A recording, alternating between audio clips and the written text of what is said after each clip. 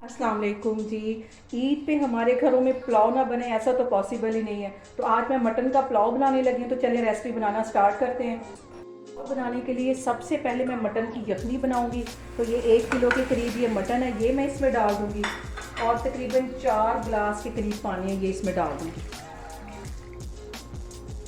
गिलास मैंने पहले पानी के डाल दिए थे, 2 गिलास मैं अब डाल दूँगी। 4 गिलास मैं पानी के डाल दूँगी और इसके साथ ही कुछ मसाले हैं वो भी डाल दूँगी। और ये कड़ी पत्ता एक ये इसमें डाल दूँगी और दालचीनी के 2 से 3 टुकड़े हैं, ये इसमें चले जाएंगे। और बड़ी इलायची हैं 2, ये चली जाएंगी। और 2 फूल बादियान के ये चले जाएंगे।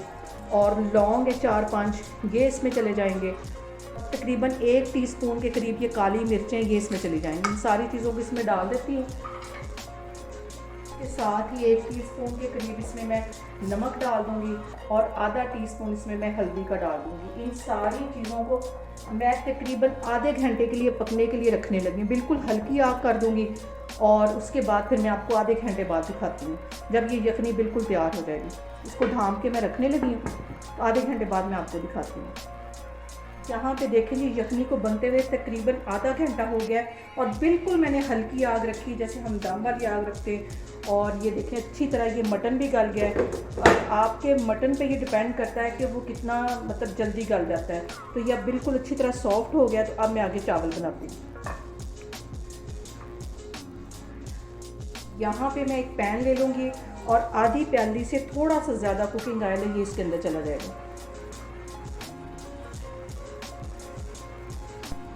2 मीडियम साइज़ के प्याज थे, इनको भी बिल्कुल मैंने बारीक काट लिया है, ये इसके अंदर चले जाएंगे। और इसको मैं ब्राउन होने तक अच्छी तरह इसको फ्राई करूँगी। यहाँ पे प्याज को गोल्डन होने तक मैं अच्छी तरह इसमें ऑयल में फ्राई कर लूँगी। और ज़्यादा डार्क कलर नहीं करना, सिर्फ गोल्डन कलर ही करना है। तो 2 मिनट के लिए मैं इसको ऐसे ही फ्राई करती हूँ, तो फिर मैं आगे आपको दिखाती हूँ। प्याज को ऑयल में फ्राई होते तकरीबन 2 से 3 मिनट हो गए। तो अब 1 टेबलस्पून के करीब इसमें मैं लहसुन और अदरक का पेस्ट डाल दूँगी। इसको भी अच्छी तरह इसमें भून लूँगी ताकि इसका भी कच्चापन ख़त्म हो जाए। और 2 मिनट के लिए इसको भी ऐसे ही साथ इसके भून लेते हैं। यहाँ पे छोटे साइज़ के 3 टमाटर थे, ये भी मैंने बारीक काट दिए थे, ये भी इसके अंदर चले जाएंगे। इसको भी अच्छी तरह भून लेती हूँ। प्याज का कलर ज़्यादा ब्राउन नहीं करना, बस हल्का हल्का गोल्डन ही करना है। इसको भी इसके साथ फ्राई कर लेती हूँ। यहाँ पे 3 से 4 सब्ज़ मिर्चें, इनको भी बिल्कुल मैंने बारीक काट दिया, ये भी इसके अंदर चली जाएंगी।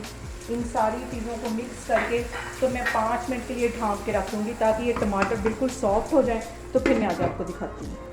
सारी चीज़ों को मैंने 5 मिनट के लिए कवर करके रख दिया था और टमाटर अभी हल्के से सॉफ्ट हुए। इसके साथ ही अब मैं ये जो मैंने यखनी में मटन डाला था वो इसके अंदर डाल दूँगी और इसको भी अच्छी तरह भून लूँगी। इसको इतना भूनना है कि जितना हम एक सालन को भूनते हैं, ताकि ये जो मटन की हीट है वो भी ख़त्म हो जाए, अच्छे तरह ये इसमें फ्राई हो जाए। और इसको कम से कम मैं यहाँ पे 10 मिनट के लिए ऐसे ही भूनती रहूँगी, पानी का छींटा दे दे के।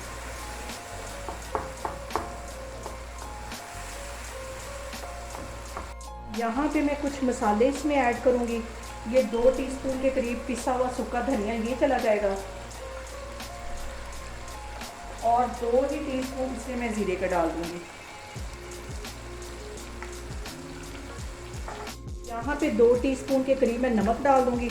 2 टीस्पून मैंने यखनी में डाला था और अभी मैं इतना ही डालूँगी। और एंड में जब मैं दम देने लगूँगी तो फिर इसका मैं नमक दोबारा चेक करूँगी। अभी मैं इसको पानी का छींटा दे दे कर अच्छी तरह भून रही हूँ।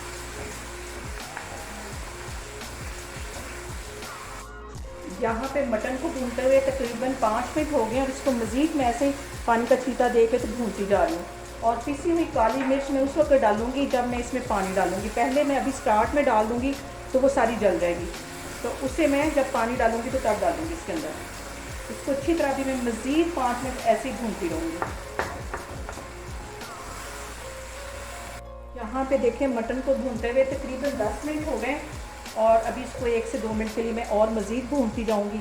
और मटन पुलाव में मैं ज़्यादा मसाले नहीं डालती क्योंकि इसका अपना फ्लेवर बहुत अच्छा होता है। अगर इसमें हम ज़्यादा मसाले डालेंगे तो इसका जो फ्लेवर है वो हल्का हो जाएगा और मसालों का फ्लेवर हमें ज़्यादा आने लग जाएगा। जैसे जायफल, जवतरी, इस किस्म की जो चीज़ें हैं वो ज़्यादा डालने से इसका जो टेस्ट है वो हल्का हो जाएगा।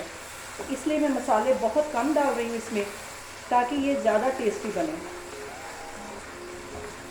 यहाँ पे देखें जी, मैं कैमरा आपको नज़दीक करके दिखा रही हूँ कि मैंने इसको कम से कम 10 से 15 मिनट के लिए मटन को अच्छी तरह भून लिया है। और ये देखो, देखें साइडों से ये ऑयल इसने छोड़ दिया है।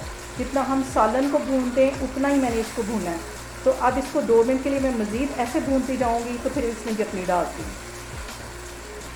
यहाँ पे देखें जी, चाय वाले 3 कप मैंने लिए चावलों के, तो इसमें मैं 5 कप ये वाले पानी के डालूँगी। पहले मैं यखनी सारी डालूँगी, अगर कम होगी यखनी तो फिर मैं थोड़ा सा पानी साथ डाल दूँगी। तो भी मैं आपको दिखाती हूँ। यहाँ पे देखें जी, मैंने 5 कप पानी के डाल दिए हैं। 4 कप उसमें यखनी के थे और पानी कुछ कम था, तो फिर मैंने 1 कप इसके अंदर और पानी का ऐड किया। इसको अच्छी तरह मैं उबाल आने दूँगी, तो फिर इसके अंदर चावल डालते हैं। यहाँ पे देखें जी, पानी में अच्छी तरह उबाल आ गया है और ये आधा घंटा पहले मैंने चावल भिगो के रखे थे, इसमें डाल दूँगी।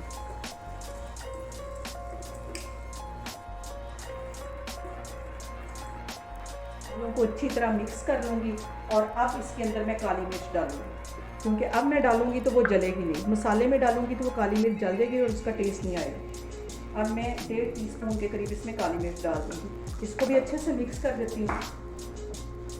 और चावलों में ज़्यादा चम्मच नहीं हिलाना, इसको सिर्फ एक दफ़ा हिला लेना है चावलों को, और उसको बार बार इसमें चम्मच नहीं हिलाना।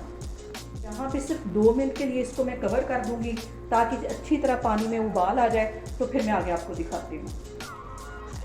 चावलों को मैंने 2 मिनट के लिए कवर करके रखा हुआ था, ताकि इसमें अच्छा सा उबाल आ जाए। और ये देखिए, पानी उबलने लग गया। तो अब मैं इसका पानी ड्राई होने तक इंतज़ार करती हूँ। और दम देने से पहले मैं इसका नमक चेक करूँगी। अगर हल्का नमक होगा तो इसमें मैं मज़ीद थोड़ा सा डाल दूँगी। यहाँ पे आके मैं नमक चेक करूँगी, और इस स्टेज पे थोड़ा सा नमक तेज़ होना चाहिए, क्योंकि चावल फूलते हैं तो फिर उसके साथ ही नमक कम हो जाता है, इसलिए उसमें थोड़ा सा तेज़ होगा तो नमक का बैलेंस हो जाएगा। तो अब मैं यहाँ पे नमक चेक करती हूँ। अगर मुझे हल्का लगेगा तो इसमें मैं थोड़ा सा और डालूँगी। मुझे यहाँ पे थोड़ा सा नमक हल्का लग रहा है, और 1 टीस्पून के करीब इसमें मैं नमक और डाल दूँगी। और इसके पानी ड्राई होने तक का इंतज़ार करती हूँ, तो फिर इसको मैं दम पे दूँगी। इतनी अच्छी खुशबू आ रही और इतने ये मज़े का पुलाव बनता है। आप लोग भी इसको ईद पे लाजमी ट्राई करें और अपने घर वालों के साथ इसको एंजॉय करें। यहाँ पे मैंने चूल्हा बिल्कुल स्लो कर दिया, दम वाली आग रख दी है, और 10 मिनट के लिए चूल्हा से चलता रहेगा। उसके बाद मैं चूल्हा बंद कर दूँगी और मज़ीद 10 मिनट इसको ऐसे ही पड़े रहने दूँगी, ताकि हमारे चावल अच्छे से फूल जाएँ। तो फिर मैं आगे आपको दिखाती हूँ। यहाँ पे देखें जी, चावलों को दम पे रखे हुए तकरीबन आधा घंटा हो गया। तब इसका मैं दम खोलती हूँ, और ये देखिए कितना खूबसूरत इनके ऊपर कलर आया है। और अकेला अकेला दाना है इसका चावलों का। तो अब मैं आपको डिश आउट करके दिखाती हूँ।